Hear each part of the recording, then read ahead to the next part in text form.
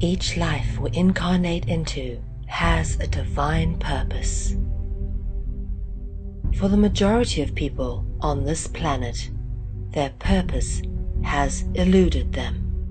We have become so distracted with the struggle to survive that we have forgotten what we are here to do. In alignment with the sacred laws of nature, the ultimate purpose of all existence is to create and evolve. We certainly do not incarnate into life with the intention to destroy. And yet, we have come to live in a very destructive world. As a result, there are many out there who feel lost or adrift, whilst knowing deep down inside that something is very wrong with their reality. Many people wish they could do something of value, anything that is purposeful, instead of having to submit to a system of slavery in order to survive. It is important never to let go of that feeling. That is your soul crying out to you, telling you that your life has value and that you do indeed have a purpose. The most important thing you can do in life is to recognize your purpose, and often that requires a lot of soul searching. Life indeed dishes out some pretty tough challenges, which will either move you closer towards your purpose path, or will give you great training for when you finally realize what it is that you came here to do. But more often than not, the very clues about your life's purpose are hidden in plain sight, woven into the very fabric of our existence. But we are so easily distracted by irrelevant details that don't really matter, that often we miss the very obvious right in front of us. It is because of our willful ignorance of anything that does not fit our preconceived ideas that the truth about the nature of our reality is so readily hidden in plain sight.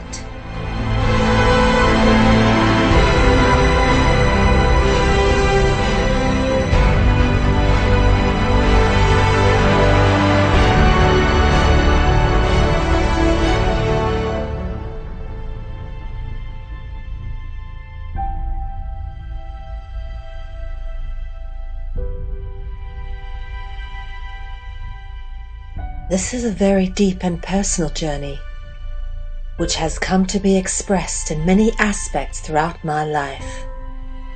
This is not just an attempt to retell a bunch of research and pass it off as my own, for I am very grateful and openly acknowledge all the many wonderful people that I have been given the opportunity to work with and to learn from in order to get to the point where I've come to know what I now know. This is a journey I was always destined to go on, and likewise, how I have come to know this information forms as much a part of the story as the information itself. Your life. Good evening, everybody. This is Dragonology, and my name is Mel V. This is episode 5 today on the 23rd of April 2015. It's 9 p.m. London and Morocco time, and of course 10 p.m. Central European time, which is where we are now, in my home country, South Africa as well. And then of course it's 4 p.m. in New York, and it's already the next day, Friday the 17th of April. So if you're in Sydney, it's 6 a.m. there, and thank you very much for tuning in. Grateful that you're with us this evening. Okay, going to dive straight in because this is quite an intense presentation with lots to get through tonight. Obviously, in the previous weeks, we've been covering off the matter of culture, and following through on that theme tonight, we're going to be talking a bit more about other aspects of our culture. So the other aspects that we've covered off in previous weeks of Dragonology, focusing on the area of culture, particularly pertain to media, theatre, film, sport, art, sculpture, and architecture. Today we're going to be focusing on literature and story, things that we've been told supposedly as fairy tale or myths and legend, that have been passed down in written tradition. And then, as media progressed, we've interpreted them in film, and they've been, before film came along, interpreted through art forms. So it's been excellent to go through this material and actually grasp the various art forms and how it's evolved and how these themes have evolved and how many themes have stayed the same and how very specific that is. So let's climb into that today. For those of you who haven't seen any of the previous Dragonology episodes, please do check out episodes 1, 2, 3, and 4. They'll definitely help you understand the context of this material more. But obviously, we do like to as well keep each episode sort of self-encompassing. So I'm just going to do a little bit of revision and recapping here. So my apologies for those of you that might get bored by this, but it's important for people just to get a context. As covered off in previous episodes of Dragonology, we've discussed what the actual definition of myth or mythological is, and there is no widely agreed upon application. However, the term mythology has often been relegated to mean like semi-dismissive or fictitious. So we refer to something as fact or myth, which, to be honest with you, isn't a very accurate way to refer to things, because if you're saying fact or myth, you're saying that myth isn't fact. Well, the Encyclopedia of Mythology defines myths as imaginative traditions about nature, history, and the destiny of the world, the gods, man, and society. They are concepts which deserve serious attention for what they mean to those who believe in them and as statements about the fundamental issues of life. One of the disadvantages of the old-fashioned derogatory use of the word myth to mean a foolish story or a false idea is the implication that myths are in fact trivial. The reality is the reverse. It is the things which people find important that find place in their mythology. And obviously, just framing that into context, we need to take into account that a lot of what we've been relegated to under the title of mythology and taught to believe under this title as actually perhaps fictitious and semi-dismissive may have a lot of truth in it. And if you remember, this is why I wanted to relabel mythology as Dragonology, because as we dive into this, you will get to see that the root of absolutely everything, and in fact, the aim of what we're going to try to do tonight and through the course of this material will be to illustrate that the root origin of most modern day culture is rooted in Dragonology. Now, of course, with everything else that I previously put to you in Dragonology, we use specific colors to indicate specific things. And purple, of course, is representative of anything to do with the dragon. And if you've been with us with the previous Dragonologies, you'll be aware of the fact that the or is a serpent root word, as is the jinn, and it makes up the context of the word origin. Everything to do with cult, ritual, and blood or whatever is obviously depicted in red. And I'll try to stick to these colors so that it's easy for people to grasp, and it helps people learn and basically understand how the various themes pull together. The approach we use is in order to get to the specific aim, which obviously is to illustrate that the root of the origin of all modern day culture is rooted in Dragonology. The approach is through the analysis of symbols, symbolic expression, especially through the etymology and through the application of rhymes, homonyms, synonyms as symbolic indicators. The methodology of this journey, it's important to give you a bit more framing as well so you guys understand how we go about doing things and the method that we use in order to get to the aim. in order to follow the information in an organic flow, as always, we follow the themes through, cross-referencing all genres of information to find the commonly occurring core root themes, which form a repetitive template, thus demonstrating the connection between all major mythologies and cultural histories. Okay, so let's go back to basics a little bit. And I thought after having spent weeks of going through a whole bunch of etymology up front, with the etymology in place, it'll make what I'm about to discuss a lot easier to sort of understand as well from the symbolic perspectives of the breaking down of language.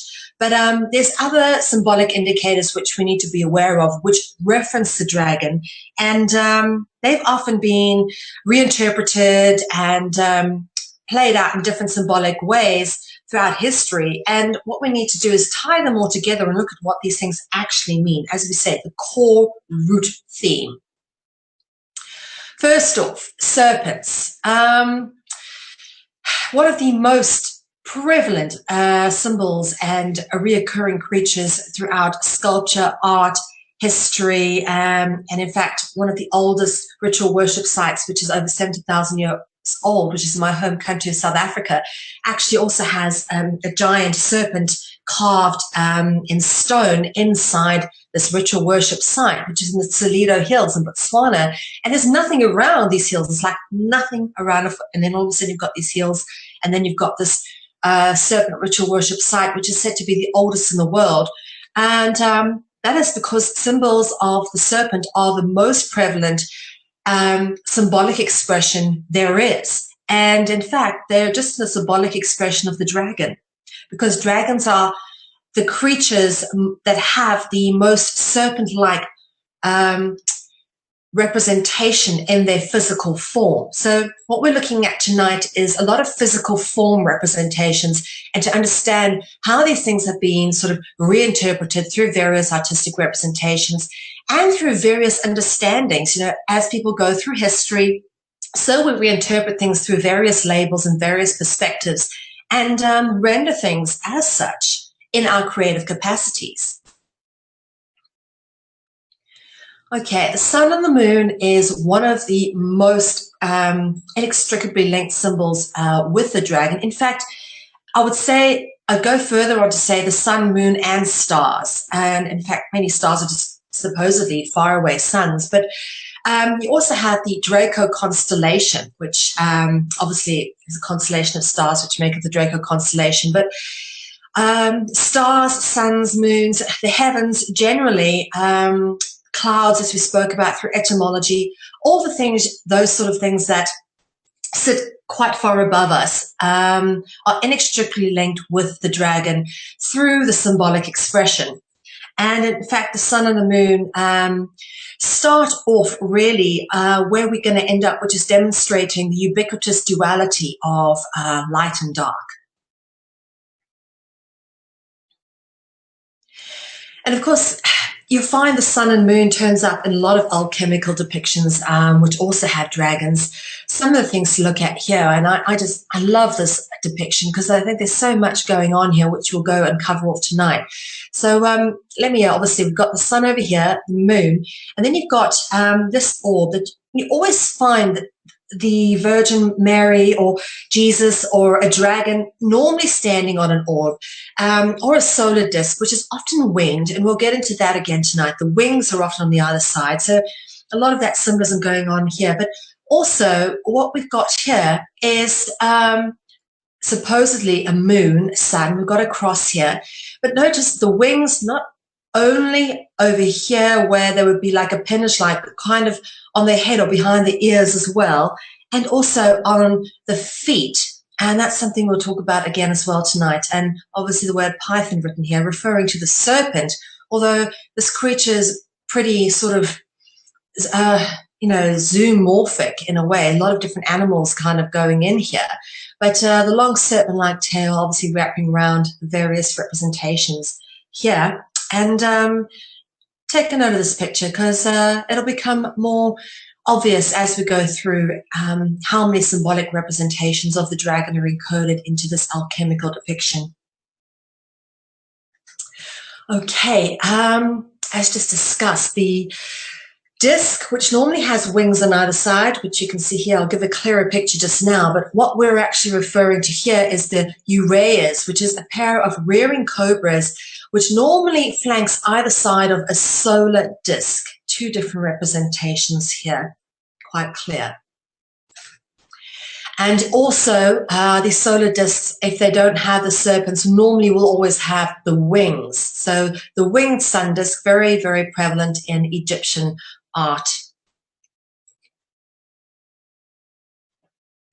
And of course, you've got the wings turning up here on a person, but also the sun disk appearing on top of what would be someone who looks like they're being worshipped. Notice the outfit looks like scales.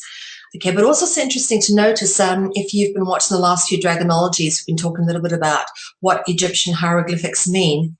And here we've got the resting cobra, which, as you may remember, is actually representative of the DJ sound, the J sound, which is a representation of the royal dragon bloodline. So the J.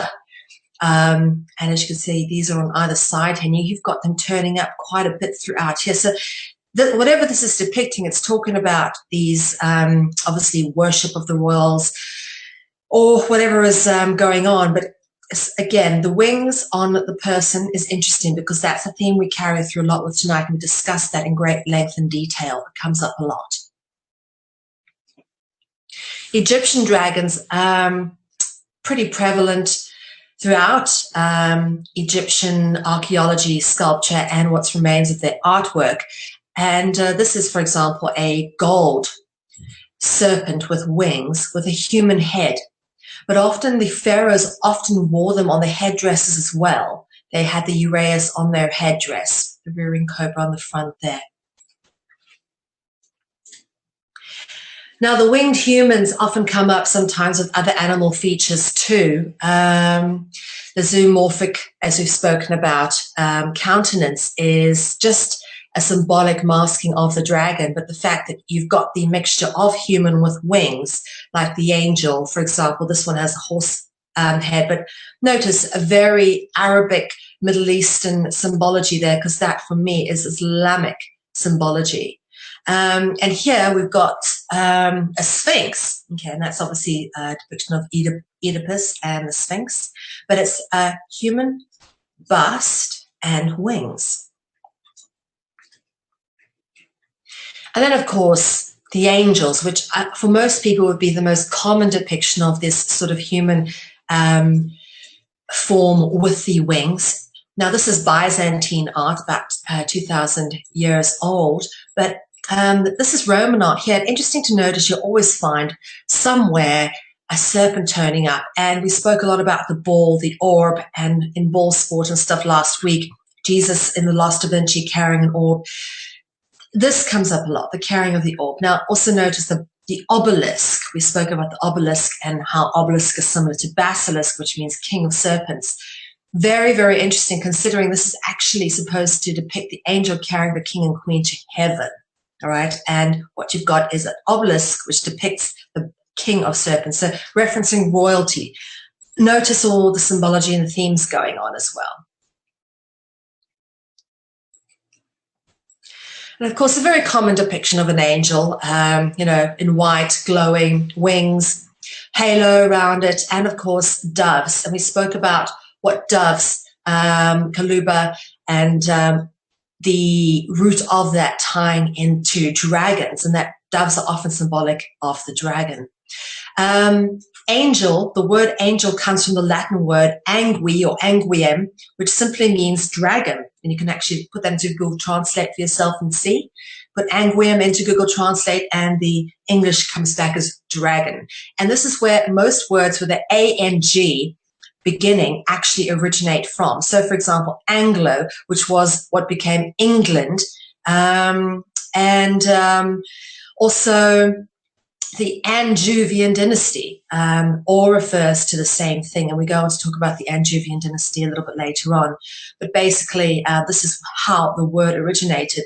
And I've got the L separated out here because we've spoken a lot about the El, Elohim, and El, Al, and Il, the transliterations, which basically also again refer to light and the angels.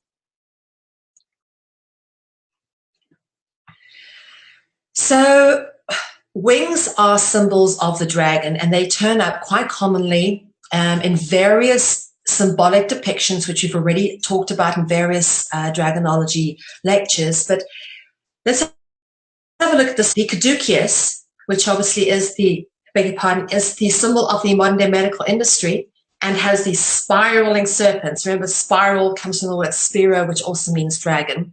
But the caduceus, also known as the staff of Hermes, which you can see here being carried by Hermes, again with the wings and the twisting serpents.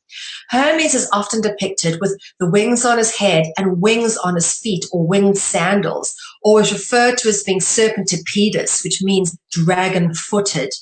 Interesting, that. Now we go on to the head adornment section, which, you know, what's interesting to note is that most common head adornments that we've come to know are actually also rooted with dragon representations, such as the mitre, which is the most common, obvious, and most known one by people who have explored this information to some degree. The Pope wears a mitre, as do most bishops and cardinals at some point. And in fact, the mitre does originate with the Babylonian or Assyrian fish god Dagon. And of course, we've got the Dogon tribe, which live in Africa, which also worship the fish god. So, and thus Dagon and Dogon are very similar to the word dragon, etymologically similar. So that's very interesting to note that this they used to wear, or this is how it's been represented perhaps in carvings. Perhaps they were dragon-like, and the way it's been represented is if they were wearing fish to kind of hide the real true form, which seems to be a common theme. They've always been represented in other forms so as not to show their true form. Now, this is a representation of Mithra slaying the bull. Again, notice another serpent over here, the dog representing Sirius. Mitre, which we have just had a look at over here, which is the fish hat worn by the Pope, is very similar to the word Mithra. And we've discussed Mithra many times at great length through the course of this work, and we'll go on to talk a bit more about Mithra, either spelled with an I or a Y. Mithra wore the Phrygian cap, and I've actually put the Phrygian cap, which is also seen on the bust of Attis. This is a 2,000-year-old marble carving. So let's have a look at where the Phrygian cap turns up. This is a department of the Army seal from 1775, the United States of America. It turns up on the top of the sword on the coat of arms, smack in the middle of this particular seal. Phrygian cap is also known as the cap or liberty cap. And we talk again about the word liberty. That comes up quite a bit tonight. So this theme is quite recurring. And this is where else the Phrygian cap turns up. Phrygian cap became the wizard's cap. Now, this gets very interesting because, as you can see, that sort of evolved from that.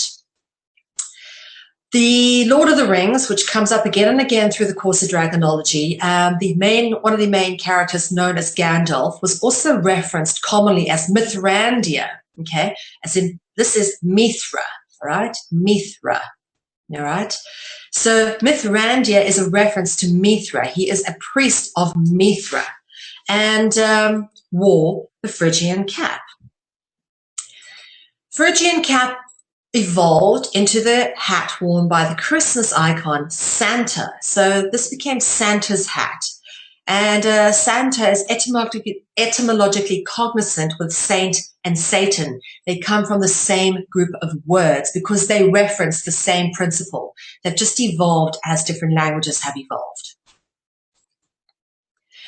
The Phrygian cap across the world. Okay, so here we've got a Buddhist monk, and we can check the sides coming down. This is how the Phrygian cap evolved over here. But this is Typhon, the most feared of all the Greek gods. And this is a picture of theoi.com. And as we spoke about, theoi is the plural of gods. It's gods. The is One god, Theoi is many gods. Theoi.com, you can find this picture of Typhon, again, depicted with wings, wearing the Phrygian cap with the pieces that come down the side like the Buddhist monk. Very, very distinguishable, noticeable similarity. You cannot mistake that. Okay, again, slight point there, slight point there. Notice this monk has a halo around him. Okay, again, we'll get into the halos in a bit, but what is this? The serpent legs, or the serpent lower half. Again, half human, half serpent. This is a dragon, definitely winged serpent. But what's interesting to note about Typhon was he was considered the sort of Satan of Greek mythology, the most feared of all the gods, and supposedly one of the most horrific. And Typhon is a good example of how they put the names of certain gods backwards to encode serpent root words. And for those who have been following along, the root word Ophi is in Typhon, O-P-H-Y. Obviously, the PH in Greek was one lettered, it's a circle with a line through it, and that would be the phi sign, and it would replace the modern day English of PH. So, but backwards, it would still be Ophi in the original Greek translation. So that's gives you an idea of how they like to reverse language as well. We get into a little bit of that again tonight and again in future Dragonology episodes. All right, looking at more indicators of the dragon, feathers or plumage on the head seems to be pretty common and also has been reinterpreted. This is the serpents at Teotihuacan in South America. And, of course, this is a representation of Quetzalcoatl, or munching on a human, a Mesoamerican dragon, also known as Voltan or Kukulkan. And, of course, these headdresses inspired many people of sort of those regions. For example, the Native Americans often talk about their Snake brothers, and they have, in fact, had their headdresses, and the higher up in the tribes you go, the more feathers you get into your cap, and it's kind of symbolic or representative or tradition carried through from dragon influence. And here you've got a Roman soldier, which this is the American Express logo. And as you can see, these Roman soldiers also wore the sort of headdress that stood straight up on the top of their heads. Again, an influence directly from the dragons. In fact, there was a Roman army called the Dragoons, which were part of the armies that forced a whole bunch of Huguenots out of France, and they were my ancestors. Okay, looking at horns.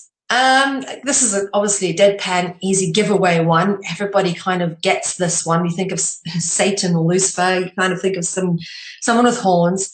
But horns are most likely rooted with the god Pan, who was known as a goat god. And we've spoken extensively about Pan, and we'll show a few more pictures of Pan later on. But obviously the Pan flute taking its name from Pan. And Pan was much like Dionysus or Bacchus, and linked with harvest, grape wine, fertility, and the dragon bloodline, which is often represented by grapes and red wine. And of course, Baphomet is depicted with horns as well. Baphomet, known as the goat of Mendes, we spoke about that. Goat worship is quite prevalent throughout our culture. And this is an interesting depiction of Moses, all right, with horns. And I thought that's real interesting, because if you've been following any of the information that we've been covering off on CCN from various presenters, including Johan Oldenkamp, talks about how Moses was actually King Thutmose III and an Egyptian pharaoh. So interesting to notice, we talk about royalty and all of that being connected to the dragon bloodline. And here we've got Moses, very old marble to carving of Moses turning up with horns on his head. Interesting stuff. Okay, and of course the moon goddess Selene is often depicted with a moon on her head, much like Hathor with the horns and the sun on her head. Selene is depicted with the moon. And sometimes the moon goddess is depicted standing on the moon. Over here, as I just mentioned, Hathor. And again, we have the resting serpent Okay, the DJ sound, DJ, referencing the jinn or dragon bloodline. But Hathor with the sun above her head, and of course we spoke about this as well. This would either be a cobra or a rearing uraeus. But again, the horns over here, sun in between. And of course, turning up in popular modern day culture in films and Disney interpretations. And here we go, Angelina Jolie in the film Maleficent, and we get into Disney a bit later. As I said, we'll be talking about halos and just how they turn up and their various symbolic significances. This is a 2,000-year-old mosaic of Apollo with a solar halo. Jesus was always depicted normally as well with the solar halo. Halo is just a depiction of the sun, which again masks the dragon. And we talk about the Son of God, and which is why Jesus is referenced as the Son of God, and which is why his holy day is on Sunday. It's not a coincidence, but all these sort of solar messiahs were depicted the same way, with the halo around the head. Buddha and Krishna depicted very much the same way. And then, of course, this was given to the saints and Virgin Mary as well. Halos are pretty common depicted around the Virgin Mary's head. Normally, also with a set of stars. And in fact, the stars going around the circle is a depiction of Europe, because Europe is named after Europa, which is a mother goddess figure, which is, taken on a different name or title and label, but ultimately references the mother goddess, which in Roman Catholic terms is the Virgin Mary. But as I said, saints, be they Jesus or be they his apostles, the 12 people that traveled around with him, much like the gods of the pantheon, the 12 primary gods. Also, it's just a reinterpretation and relabeling. When Roman pantheism became Roman monotheism, it took on different names, but ultimately always depicted the same way, with a halo to depict that there is something holy. Halo and holy. Etymologically similar for a reason. And of course, we see the Holy Grail here, and that comes up again because we get into that a bit tonight as well. Now, an aureola is just like a halo, again, a solar depiction, but this one supposedly surrounds the whole body. And this is a depiction of the Virgin actually standing on the moon instead of with the Mother Goddess having it on top of the head. But as you can see, the sun rays coming out. Aureolas go all the way around the body and have various symbolic depictions. You can see the aureola coming around here. This one's got a halo and an aureola. And of course, lovely little wings there. And sometimes there are vesica piscis shape, like this, which is supposed to be the shape of the fish, or feminine genital principle, but they're often depicted in artworks all the way around, as you can see here, also with a halo and a cross in this particular solar halo. And of course, they turn up in different religions, but expressly mean symbolically the same thing. This is a 14th century depiction of the Tibetan god Tanka. Very interesting. And an Indian god Shiva. Yeah. Shiva was known as the god of destruction. And this is a 14th century Peruvian manuscript. And this is the Prophet Muhammad depicted obviously in a aureola or a glowing wreaths of flames. And supposedly Jesus and his disciples also with the halos around their head, but depicted in a different way, which is not circular, but like flames, as we've shown here. God Shiva's got a flaming aureola. So light, flame, sun, fire, it's the same sort of principle really that they're trying to depict. And crowns.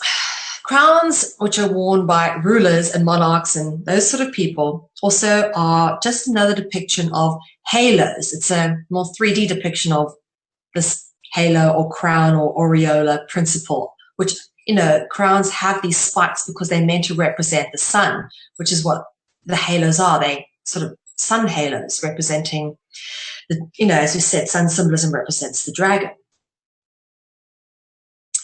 And they come in all shapes and sizes and descriptions. And as with everything, there is no thing done with great purpose and intent without having some deeper meaning. And that's very much true for crowns.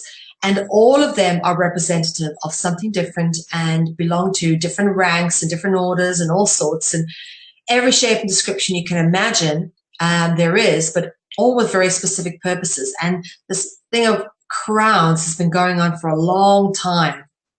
Lots of reinterpretations of these things that they wear on their heads.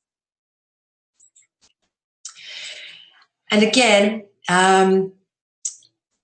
we talk about the gods Mithra here again, wearing a sun crown, and that's evident in this depiction of Mithra, which is the Sol Invictus depiction. Sol Invictus meaning the unconquered sun. And here again, another representation of the sun crown with rays coming out from behind Mithra, and this is a moon over here. Notice we've got serpents in this depiction and a Phrygian cap. And that's a caduceus by the looks of it. So lots going on in this one. So the sun crown of Apollo, which obviously when I spoke about halos, the first picture I showed was this one. But we found this one as well, which is obviously on some pottery, which also depicts Apollo with the same sort of effect. And it is very much, as you can see, it's a sun crown. That looks like the sun behind his head. And you see the sun crown turning out on the mother goddess figures again. And we've spoken about this one again previously, the winged feminine figure in what looks like a caduceus, the spiraling serpents.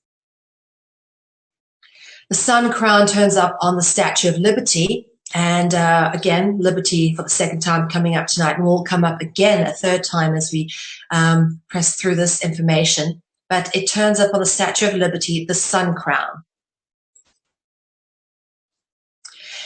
And we've spoken about this theme quite prevalently when it comes to dragons in previous dragonology episodes.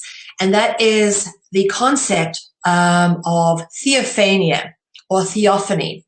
In the Bible, they talk about a theophany or the theophany of the Lord, which is supposedly the appearance of God out of seemingly thin air or seemingly nowhere, or for that matter, the disappearance, the disincarnation of supposedly an incarnate or real entity, okay, theophany or theophania, which has the several root words in it. First off, the the root word, which as we already spoke about, is the singular of meaning God, theoi meaning gods, the S at the end.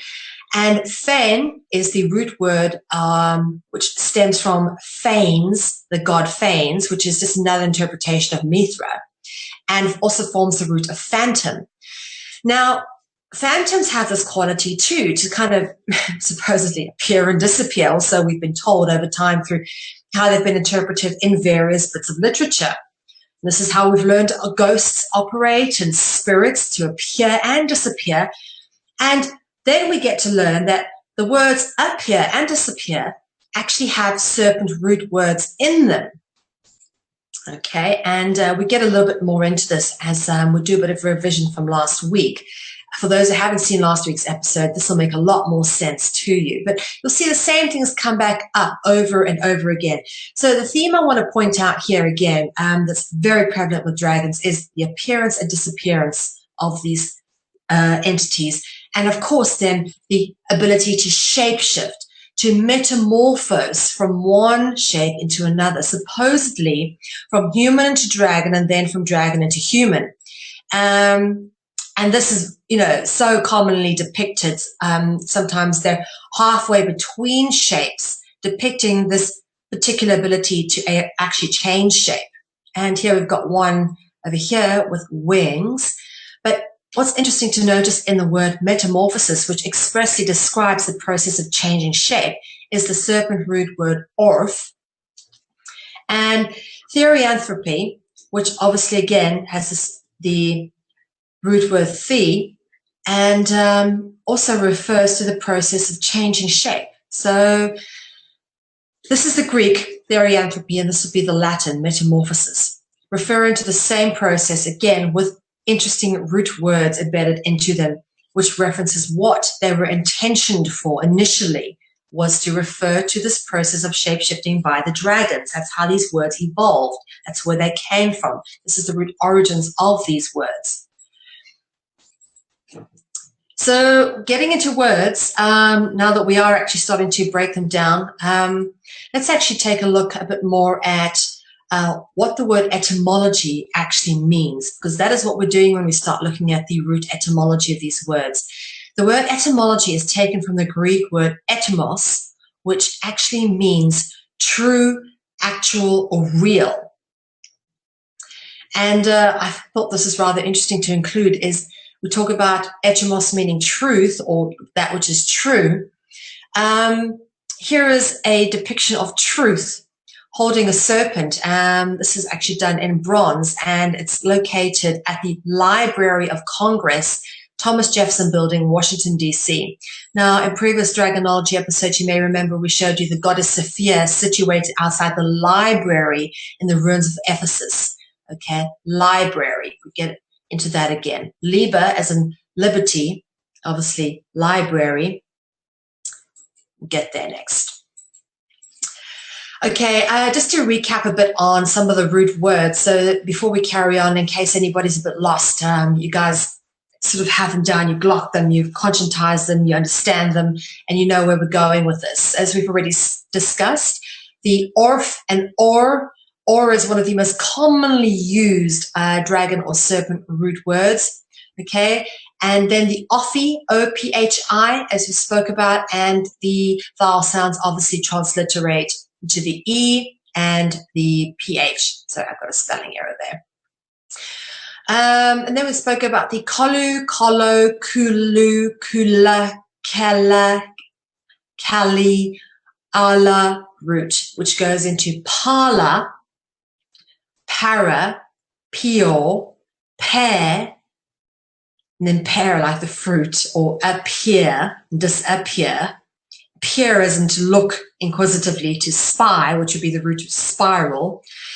See, they all want to link into each other. And obviously, kolu being the root of column, spiro being the root of spiral, spirit, feigns, we spoke about. You get window pane and phantom, we spoke about that last week. The words jin, digit, the resting cobra in hieroglyphics, which evolved into gene, genie, genius, genesis, and jinn, like the spirit, as we've already spoken about. Apple, which evolves into Afa, Eva, Ava, and Eve. Okay.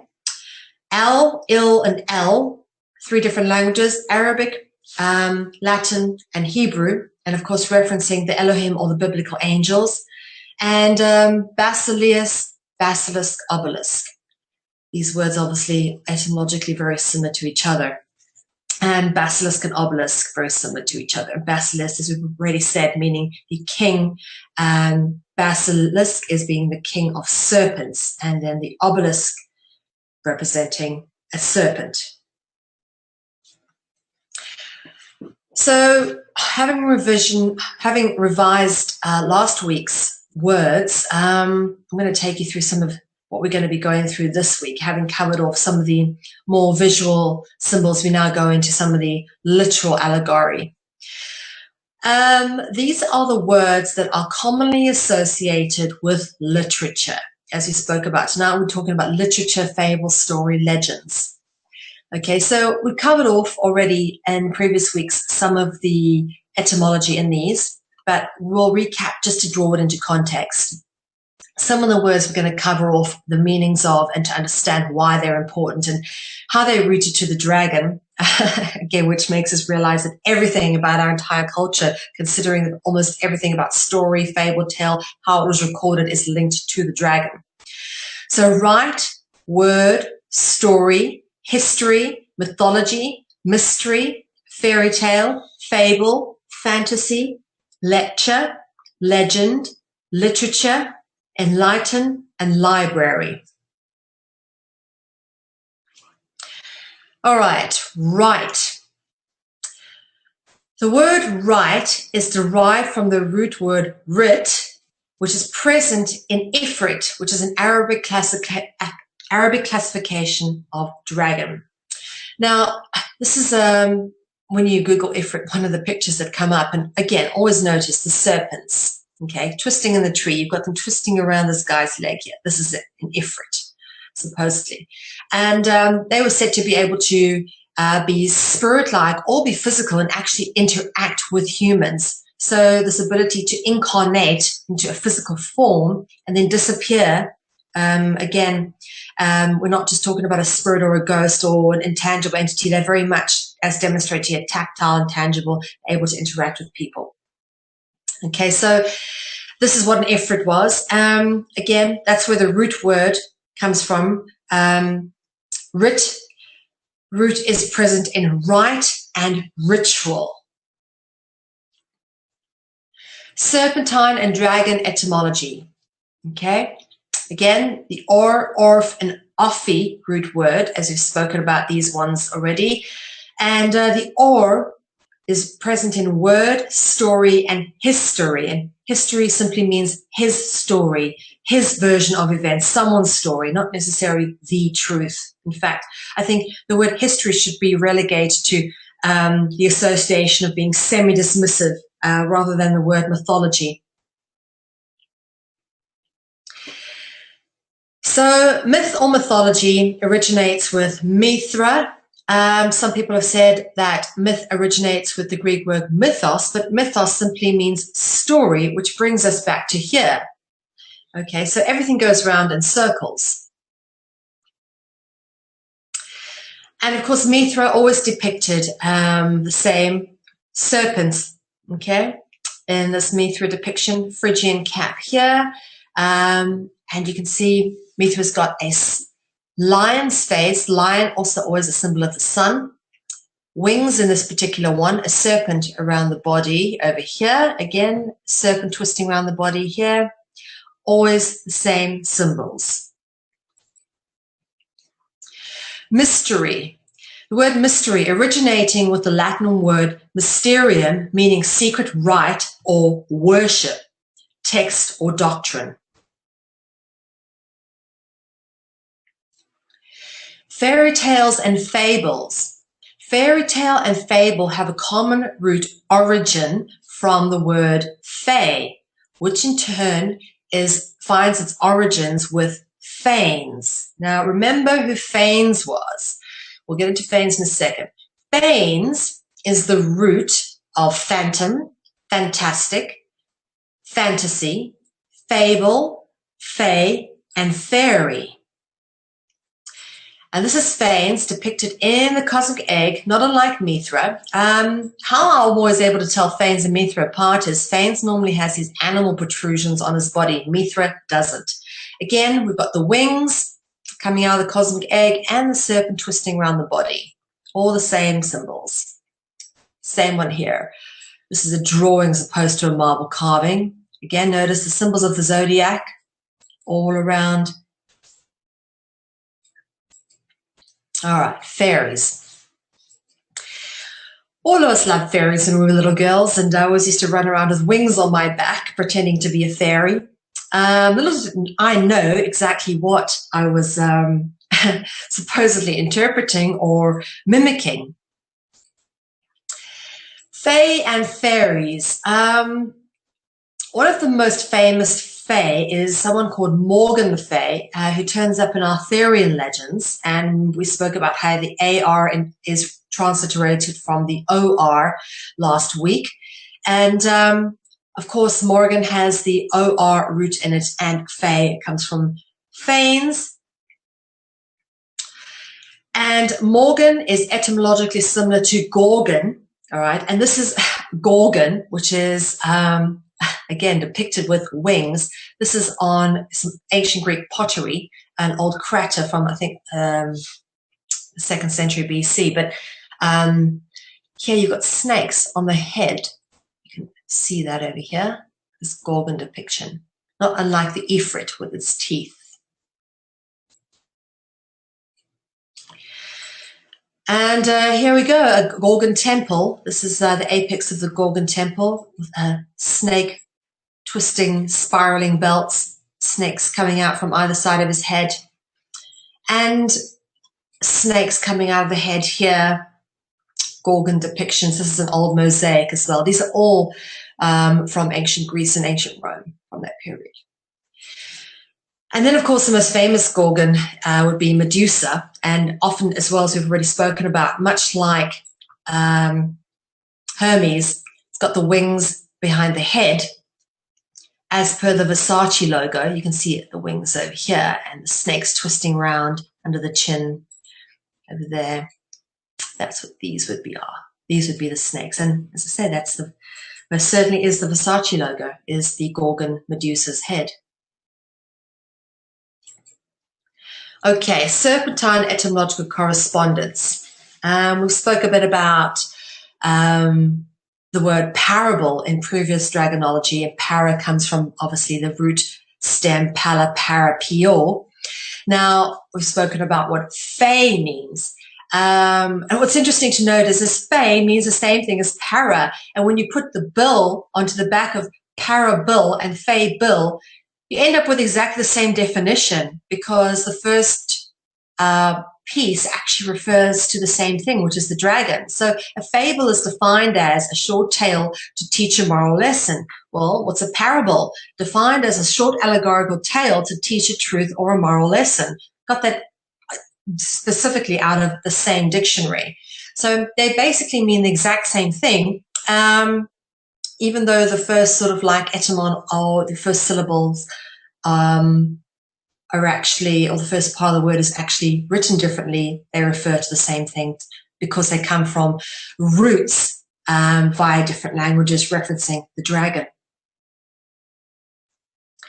All right, myths and legends. Myth and legend are synonymous, the two words. They seem to just go together. So let's have a look at what the word legend actually is. A legend is defined as a story or narrative dealing with a happening or event. Legend is rooted in the Latin word legere, meaning to read, gather, or select, demonstrative of, lecture. So lecture comes from the same root as legend. And we've spoken about this correspondence in previous dragonology episodes. Serpentine etymological correspondence with lecture would be a lesson, which you'd learn at school as a scholar. And the word skolex, which also refers to a dragon, is where the word school and scholar came from. The kolo, kolu, kulu root would be the root of college, okay? And obviously, etymologically similar to college is knowledge. And someone who is good at college and has a lot of knowledge would be referred to as a genius, which comes from the root word gin, gene, geone, Genesis, origin. So it all ties into each other. A lovely multi-layered tapestry of language. And of course, we always come back to the same sort of principles and the same themes, and light and dark are very much one of the key themes that come up with dragons. So literature has the word lit in it, which obviously is present in the word light and enlighten.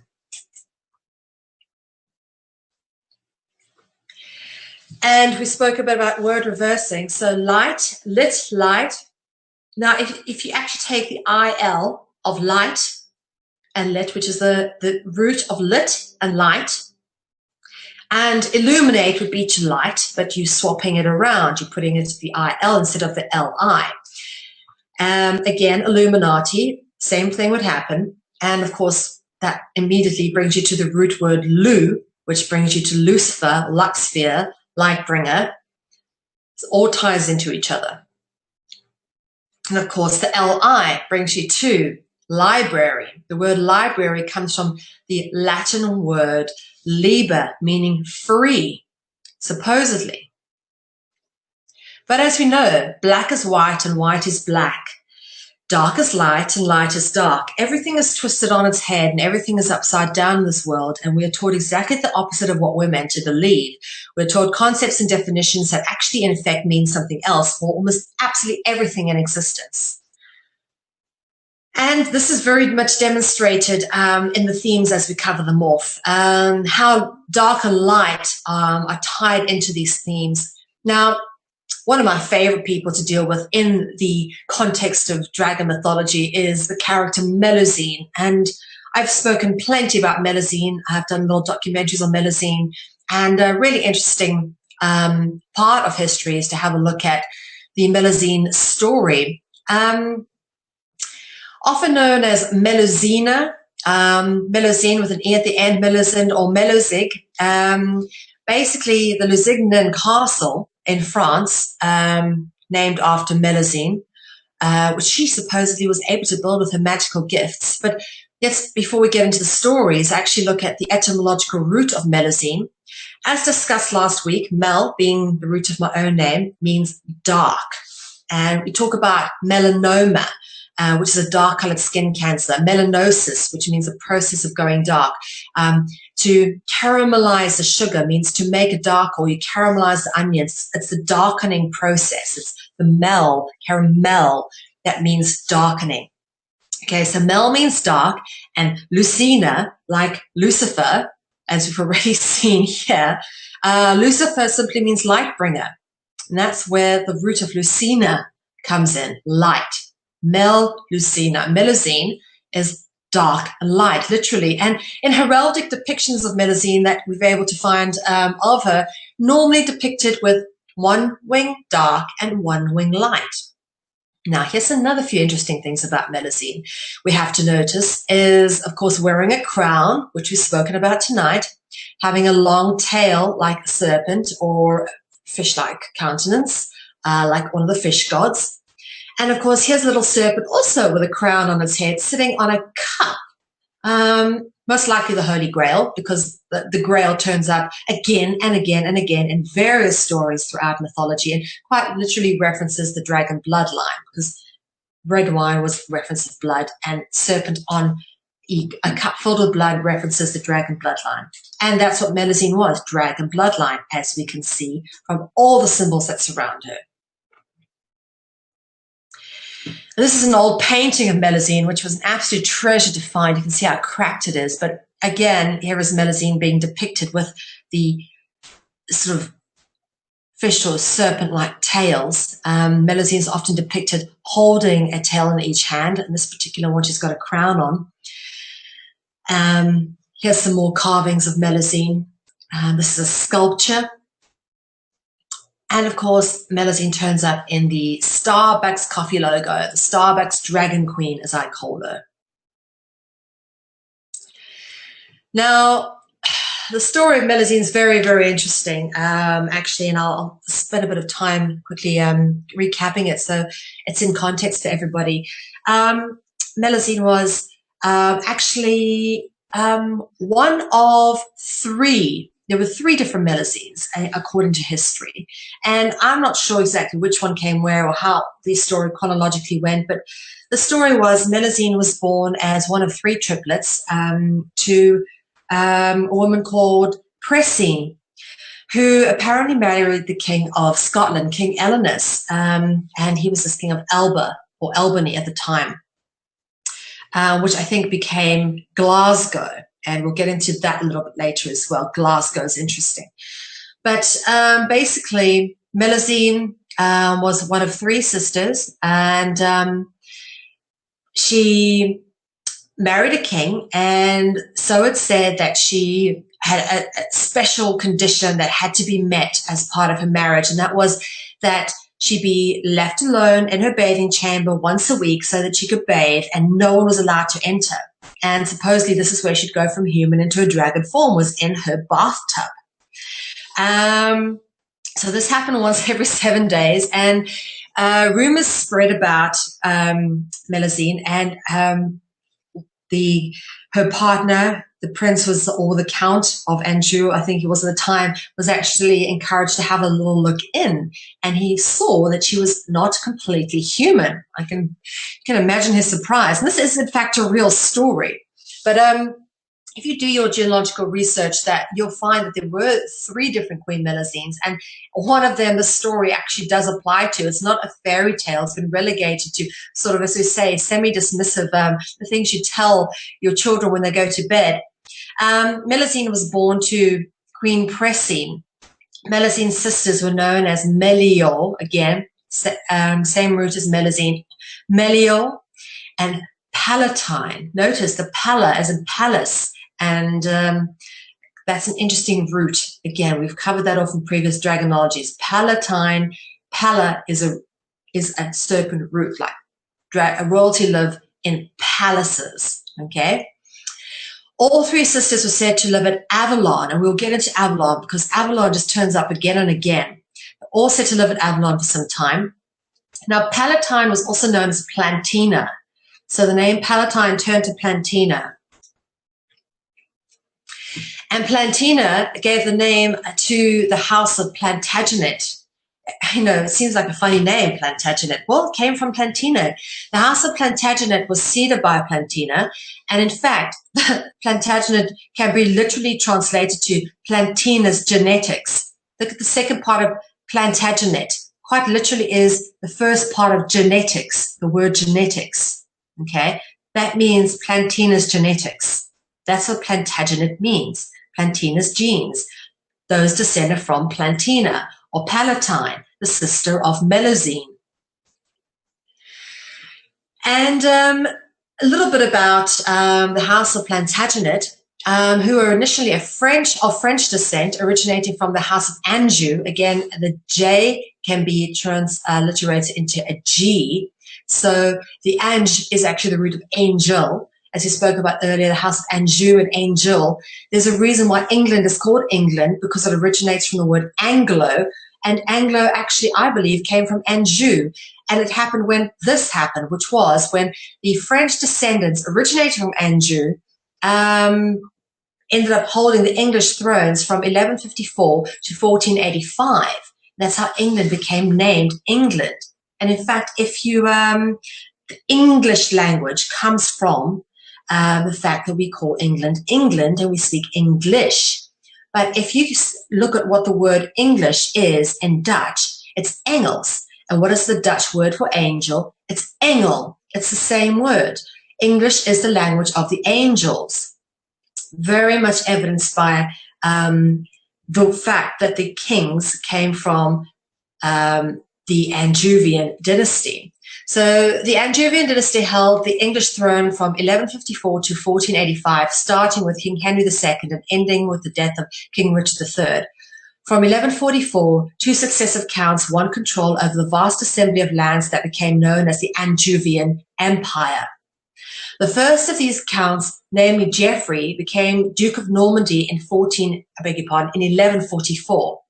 His successor, Henry, then added Aquitaine to his empire by marrying Eleanor of Aquitaine in 1152. Henry then successfully pursued a claim from his paternal grandfather, Henry I of England, to become the King of England. From Henry's fourth son,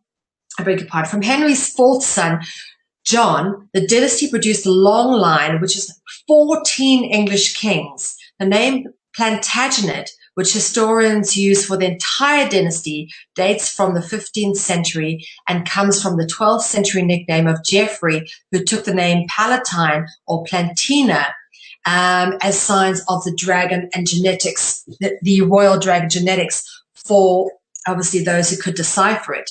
So that's the reason he took this name, is so people could understand. Those who could decipher it would know where he came from. And this is why they do it. Like Columbus, Christopher Columbus took his name Columbus so people would understand where he came from.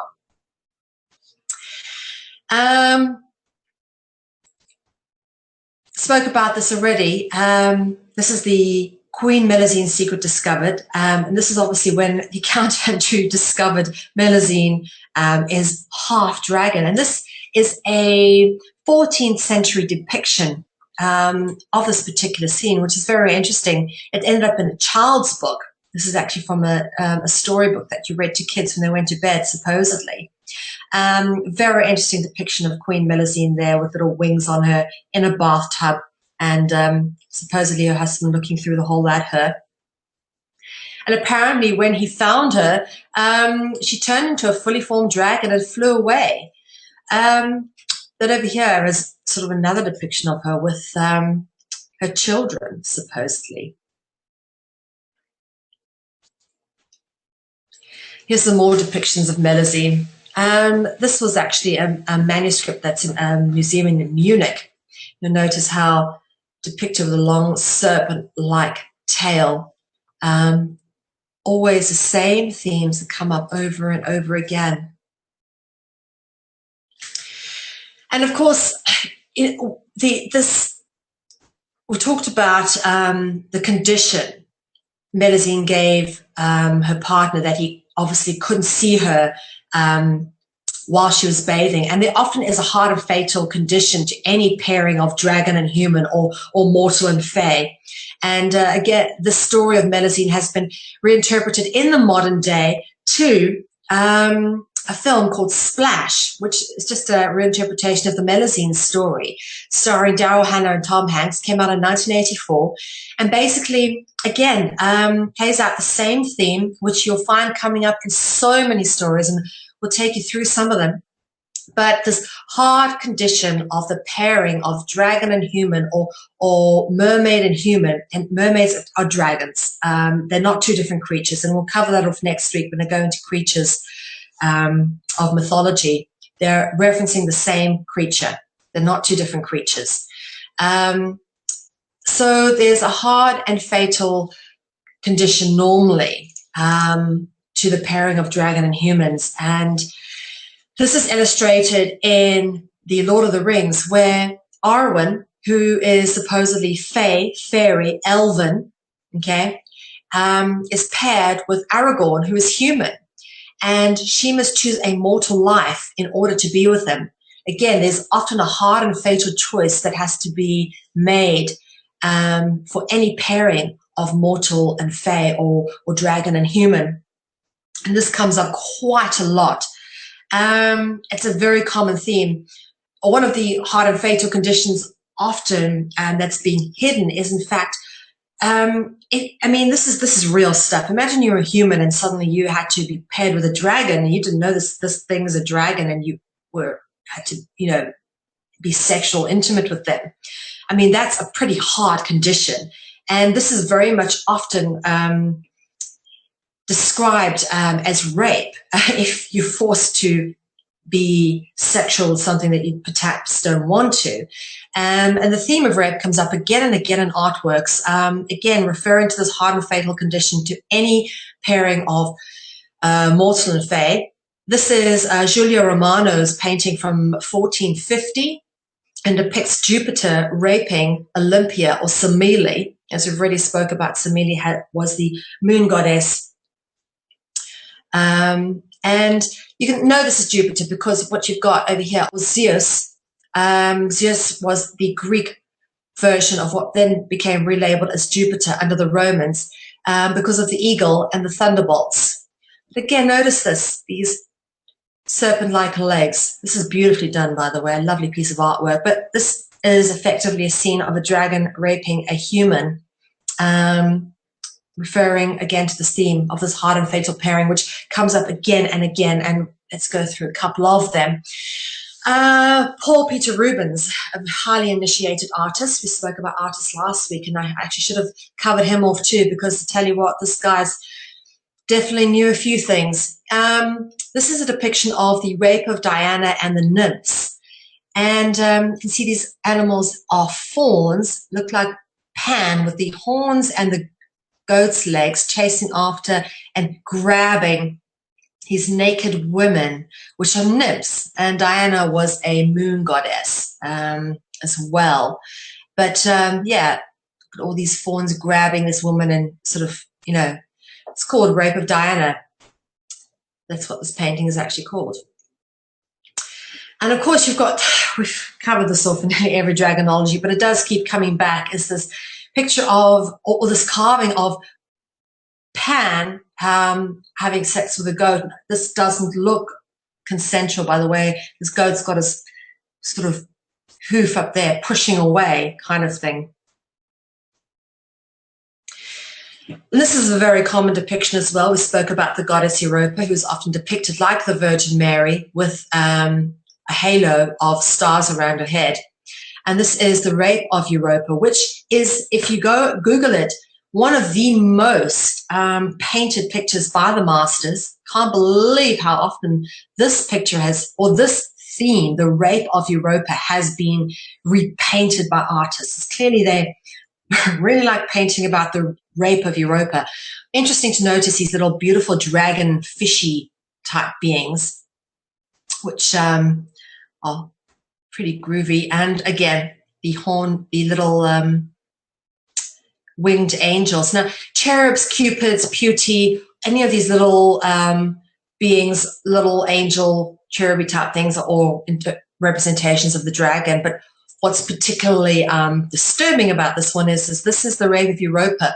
It's supposedly these little things here that are raping Europa. Look, hand grabbing Europa's ankle. So she's holding onto the horns, and he's looking like, all this being here looks like pulling on her this way while she's trying to sort of maybe get away.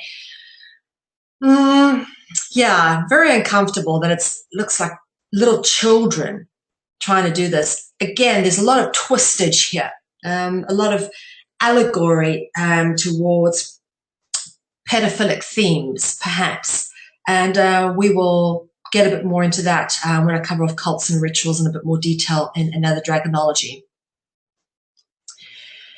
And again, this the story of Cupid and Psyche is a long and very complex one, and I shan't go into it in terribly great detail, but to say that there is a theme here which has been reinterpreted into the Disney film being Beauty and the Beast.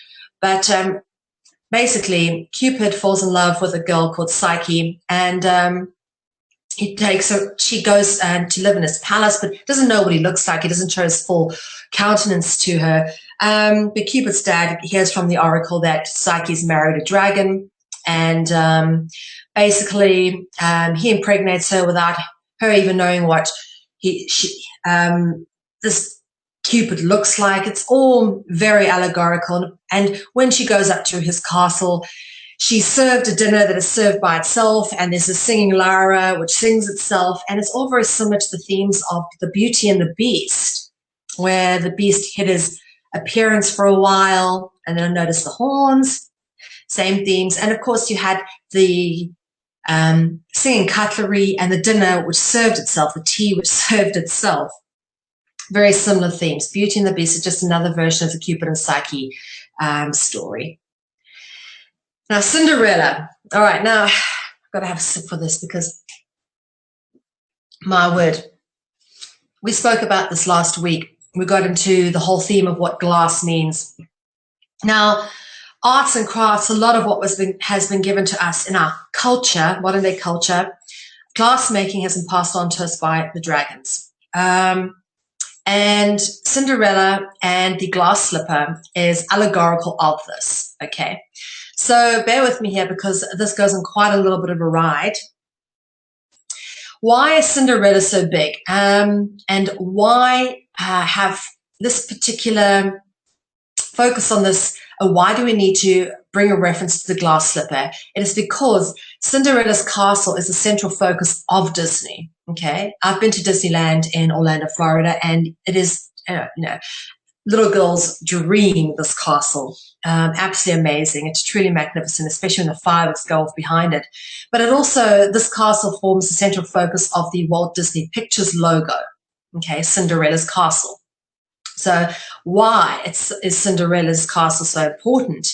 That it's a central focus of Disneyland and of the Walt Disney logo. Why not Mickey Mouse be the central focus of the Walt Disney's logo? And there's a lot of interesting things. This obviously off Vigilant Citizen.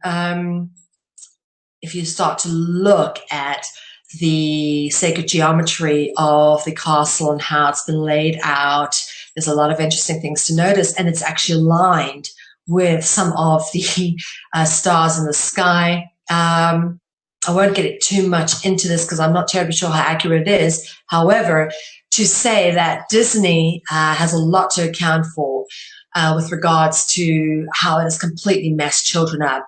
Disney media has historically played a role in the mind control of children, and very evident by people who wear these sort of mouse ears, celebrities who put the mouse ears on. It's a sign that they are mind controlled. Marilyn Manson. But yeah, Walt Disney himself, not a good man at all. Knighted as well, like his brother, but also a pedophile and 33rd degree Freemason. Very interesting. So we're talking about glass. Obviously, we're talking over here about Cinderella and the glass slipper. Okay. Glass is a symbol of the dragon bloodline, as the crafts of glass making was given to humanity by the dragons. Etymological evidence of this exists in words such as window pane, which is rooted in fane. We spoke about the god Fanes, okay, and windows and stained glass always turning up in churches and stuff, which we covered off last week when we did architecture. Now, glass turns up in the name of Glastonbury, a place in Somerset, England. Glastonbury is a place steeped in mystery and folklore and hosts the world's most famous annual music festival around the summer solstice. And this is not by accident. Obviously, big rituals like this in places of energetic significance obviously play into this whole sort of locking down of the Ophidian vibration, and that's done especially through music. So music festival, again in red, because that's cult ritualism. And just some pictures of Glastonbury. This is Glastonbury tour, and this is not a natural feature.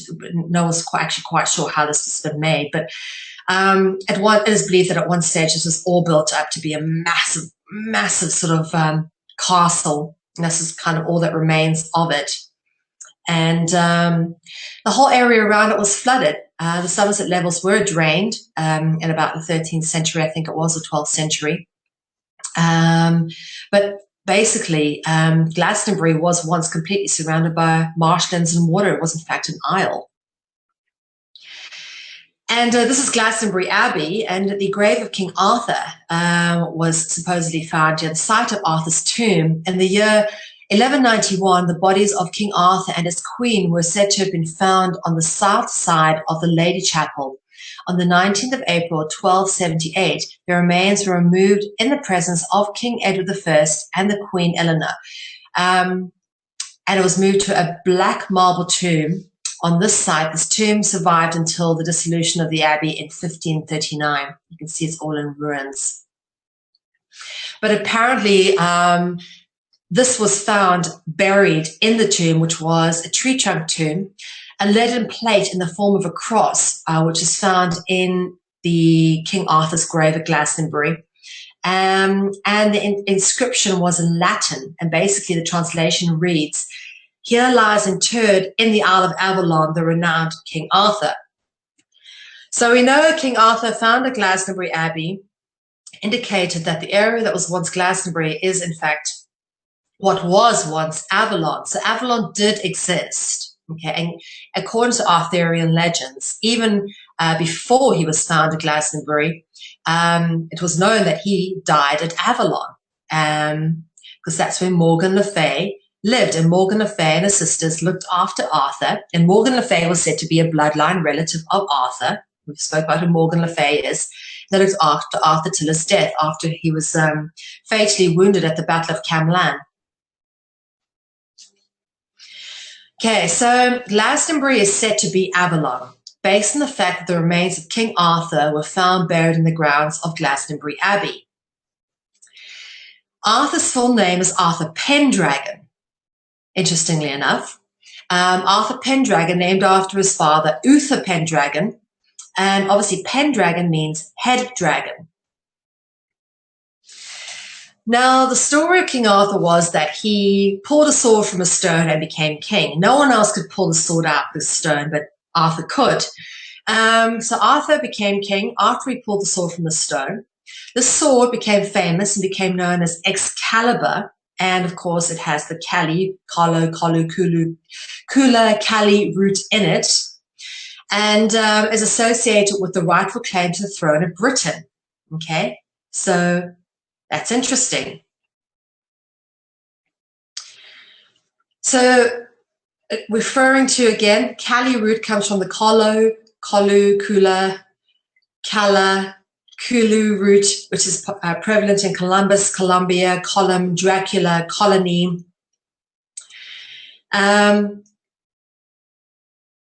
So Kali forming the root of Excalibur, or Caliburn was the other name for this sword, and we'll get onto what that means in a second. Okay, now the Grail and the sword are inextricable symbols of the dragon bloodline and turn up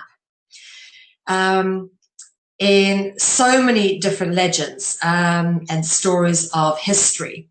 In fact, the word sword in Dutch is zwaard, and the word for black or dark is zwart. So etymologically, they're very similar as well. When we're talking about black and white, light and dark. But yeah, the Holy Grail turns up in Arthurian legends as Arthur and the Knights of the Round Table. Okay, all of them with crowns, and you may notice crowns. And it's not by accident. Swords, Grail, or the sword and chalice are linked in ritual. The sword obviously representing the phallus, the male generative principle, and the chalice representing the female passive principle. The active and passive generative principles of the universe represented by the swords and the chalice and used in ritual to represent the sexual generative joining. So serpent and chalice. We spoke about this a bit last week. Saint John. We come back to John. We will do a whole dragonology episode on Saint John, who obviously is always depicted holding a grail or a holy chalice with a serpent on it, which obviously is representative of the dragon bloodline, because wine would be representative of blood. So, as I say, holy blood, holy grail. The grail is a symbol of the sacred royal dragon bloodline. And this for me, before we go to the next picture, we have to take a pause here for a minute, because one of the places that the Holy Grail turns up in is the stories of Jesus and the Last Supper. The Holy Grail was supposedly the cup that Jesus drank from at the Last Supper and that caught his blood upon being crucified. Okay. Now this is a depiction of Leonardo da Vinci's The Last Supper. Okay. It's been digitized because the other one's so very ruined, but this is kind of closer to what the original would have looked like. So digitally enhanced, and The Last Supper by Leonardo da Vinci. Notice all the drinking vessels on the table. Okay, what are they made of? If Jesus drank from the Holy Grail, okay, what became known as the Holy Grail, the cup of the covenant, okay, which had red wine in. All these cups are made of glass, okay. So that's what the Holy Grail was made of, was glass. That's why glass is so important. We talk about going back. Just want to come back to the Glastonbury, okay. We're talking about last week how Leonardo da Vinci was a secret society initiate and how he knew certain things. Why was the Holy Grail not depicted as perhaps a Holy Grail like the gold ones we keep seeing, but it was depicted as a glass with red wine in so we could see it? Clear see-through glass. So Glastonbury, let's have a look at the etymology. Okay, Glastonbury, the place where the glass represented bloodline is buried. So that takes care of glass and bury, all right? What about the ton? Anyone who watches CCN regularly, and you checked out Sasha Stone's interview with Jay Parker, who is a survivor of cult-based ritual family. Jay Parker was raised in a family who practiced cult-based ritualism, often relegated under the title of Satanism. This man claims that any place named with Ton, T-O-N, in the name or at the end of the name has been founded and named by Satanists or cult ritualists. Interesting. So coming back to the glass slipper, if the shoe fits, wear it. In the story of Cinderella, the royal bloodline of the prince must seek out the right bloodline, and only the right caliber will do, being the foot that fits the glass slipper. I hope the penny's starting to drop round about this point. So much like only the right caliber could pull Excalibur from the stone, the royal bloodline, the dragon bloodline, who was Arthur Pendragon, pulled the sword from the stone, so the glass slipper would only fit the royal dragon bloodline. So this whole seeking out Porphyra Gentius or the dragon bloodline to marry, this interbreeding and obsession of bloodlines is historical throughout royal history. People have always known about this, but this is an indication of how it spills over into fairy tale, is that being represented by the glass slipper. Okay, so let's look at the etymology of Avalon, shall we? According to official records, the name Avalon can be traced to the Welsh name Ynys Afallon, meaning Isle of Apples. Okay, and apples have always been prevalent in the Somerset area. Here's an apple tree, and that's Glastonbury Tor up there. So let's have a look at this. Avalon shares a root with Babylon and London. Just a coincidence, nothing to worry about. Okay, and then of course we've dealt with the Ava root before. Ava being taken from Affe. Anyone who speaks German or Dutch will know it's easy to transliterate the V to the F because the V sound in German or Dutch is actually said as a F sound like an F, and it would be a W that sounds like a V in Dutch or German. So for example, what some people in English would call a Volkswagen is actually pronounced Volkswagen because the V is pronounced as an F in the German and Dutch tongue.